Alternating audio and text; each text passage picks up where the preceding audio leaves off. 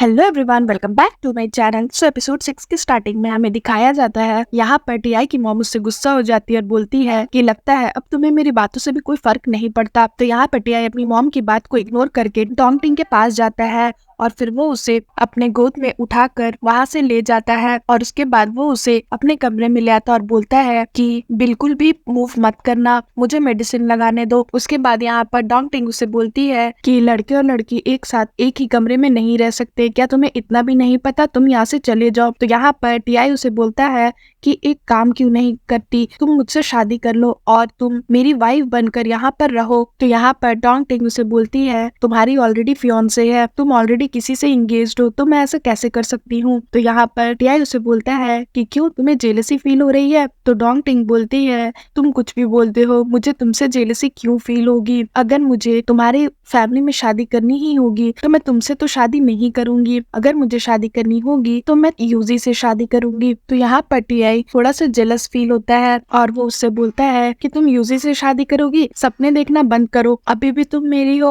और फ्यूचर में भी तुम मेरी ही रहोगी, तो मैं तुम्हें अपने हाथ से तो कहीं जाने नहीं दूंगा और मुझसे दूर जाने की कोशिश भी मत करना। यहाँ पर जब टीआई उसके घाव पर मेडिसिन लगा रहा होता है तो डोंग टिंग के कट्स को देखकर वो बहुत ज्यादा सैड फील करता है कि उसके घर के ही लोगों ने डोंग टिंग को कितना मारा है। उसके बाद वो उसे बोलता है कि मैंने तुम्हें कहा था कि रूम पर ही रहना, बाहर मत जाना, तुमने मेरी बात क्यों नहीं सुनी। तो यहाँ पर डोंग टिंग उसे बोलती है पिंजड़े में बंद चिड़िया थोड़ी ना हूँ, मैं तो कहीं भी घूम सकती हूँ। तो यहाँ पर टीआई उसे बोलता है कि अगर तुम्हें इस घर में रहना है तो तुम्हें मेरी बातें माननी पड़ेंगी। तो यहाँ पर डोंग टिंग उसे बोलती है कि क्या तुम मुझ पर भरोसा करते हो। तो यहाँ पर टीआई उसे बोलता है हम लोग एक दूसरे के इतने क्लोज है, अगर तुम्हें मुझे मारना होता तो तुमने मुझे बहुत पहले ही मार दिया होता, क्योंकि तुम तो इस घर में मुझे हमेशा देखती रहती हो और मैं जहाँ भी जाता हूँ तो मुझे फॉलो भी करती हो, तो तुम इतनी स्टूपिड तो नहीं हो कि तुम अपने ही कातिल को अपनी आंखों के सामने रखोगी। उसके बाद वो बोलता है मेरे घर वालों ने तुम्हें इतना मारा उसके लिए मुझे माफ कर देना,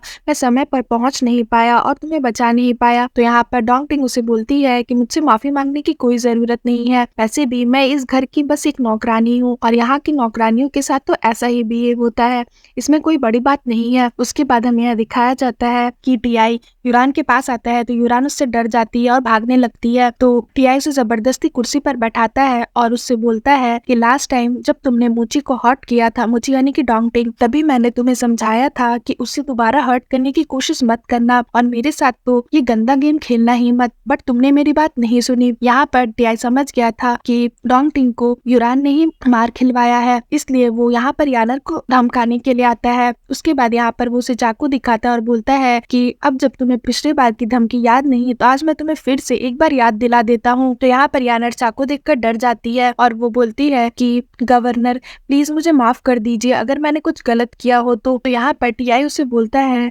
कि अच्छा तो अब तुम्हें समझ आ गया ना कि मैं क्या कहना चाहता हूँ। तो यहाँ पर यानर उसे बोलती है कि मैं आपकी फैमिली की होने वाली बहू हूँ, आप मेरे साथ ऐसा कैसे कर सकते हैं। तो यहाँ पर टीआई गुस्सा हो जाता है और बोलता है कि अपनी ये बकवास बंद करो, मुझे पता है कि तुम किस तरह की लड़की हो, तो इसलिए अपना मुंह बंद करो और मैं तुम्हें लास्ट बार वार्निंग दे रहा हूँ, मुची मेरी होने वाली वाइफ है, अगर कोई भी उसे हर्ट करेगा तो मैं उसे जिंदा नहीं छोड़ूंगा। मैं होप करता हूँ कि तुम्हें मेरी बात समझ आ गई होगी। उसके बाद यहाँ पर यानर बोलती है कि ठीक है मुझे माफ कर दीजिए, मैं ही गलत हूँ, अब मैं आगे से मुची के साथ कुछ भी नहीं करूंगी। तो यहाँ पर टीआई उसे बोलता है कि वैसे तुम चिंता मत करो, मैं तुम्हें मारने वाला नहीं हूँ, तुम्हें तो पता ही है कि तुम कितनी गलत हो, अगर तुमने मुची का बाल भी बांका किया तो मैं तुम्हारा ये सुंदर सा फेस बिगाड़ दूंगा, उसके बाद जितनी सुंदर तुम दिखती हो उतनी ही बदसूरत दिखने लग जाओगी और उसके बाद इस फैमिली में शादी करने का सपना भी तुम नहीं देख पाओगी। उसके बाद हमें सीन में दिखाया जाता है कि यहाँ पर टीआई का एक सिपाही आकर उसे बोलता है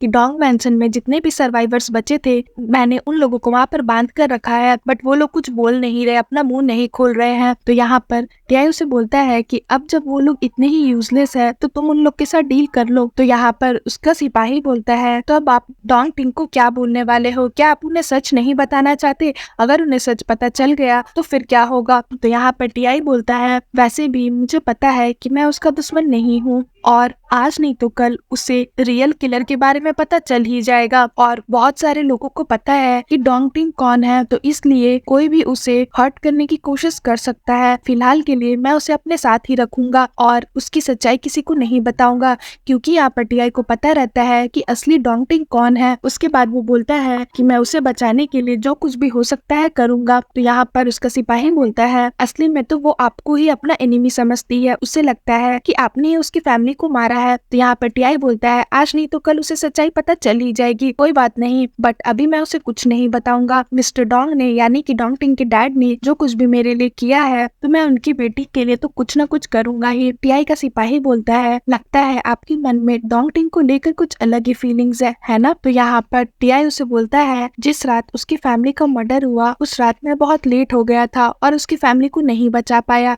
इसके लिए मैं बहुत शर्मिंदा हूँ, बट अब मैं नहीं चाहता कि डोंगटिंग के साथ भी ऐसा ही हो। मैं अब दोबारा ऐसा कुछ भी होने नहीं दूंगा। उसके बाद हमें दिखाया जाता है कि यहाँ पर टीआई डोंगटिंग को लेकर उसके मेंशन में आता है, यानी कि डोंगटिंग का घर उसे लेकर आता है। यहाँ पर डोंगटिंग का घर पूरा जला हुआ था और वहाँ पे बहुत सारे लोग बंधे हुए रहते हैं जो किलर के साथ मिले हुए थे। तो यहाँ पर टीआई डोंगटिंग को गन देता है और बोलता है आज मैं तुम्हें शूट करना सिखाता हूँ। तो यहाँ पर डोंगटिंग उसे बोलती है कि नहीं, मैं ये नहीं करना चाहती, मैं किसी को नहीं मारना चाहती। तो यहाँ पर टीआई जबरदस्ती उसके हाथ में गन देता है और बोलता है तुम्हें ये सीखना तो पड़ेगा ही। उसके बाद वो उसे बोलता है कि क्या तुम्हें पता है कि तुम उस रात मुझे क्यों नहीं मार पाई थी, क्योंकि शूट कैसे करते हैं तुम्हें ये चीज पता ही नहीं। सबसे पहले तो अगर तुम्हें किसी को शूट करना है तो उसके लिए तुम्हें अपने सेफ्टी कैच को ऑन करना होगा और जो तुम्हारा टारगेट है उसके ऊपर एम करना होगा और तुम्हें ऐसा सोचना होगा जैसे सबसे ज्यादा तुम उससे ही नफरत करती हो जिसे तुम मारना चाहती हो। तो यहाँ पर डोंगटिंग बोलती है कि मुझे किसी को नहीं मारना, मुझे जाने दो, तुम एक मॉन्स्टर हो, तुम्हें मारो। लेकिन यहाँ पर टीआई उसकी बात नहीं सुनता और जो सामने बंधा हुआ आदमी रहता है